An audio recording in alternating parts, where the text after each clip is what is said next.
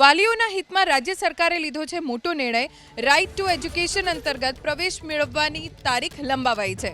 RTE અંતર્ગત પ્રવેશ માટે હવે 23 એપ્રિલ સુધી અરજી કરી શકાશે। પહેલા 17 એપ્રિલના રાત્રે 12 વાગ્યા સુધી સમયમર્યાદા પૂર્ણ થતી હતી, પરંતુ હવે વાલીઓ આરટીઈ અંતર્ગત પ્રવેશ માટે 23 એપ્રિલ સુધી અરજી કરી શકે છે।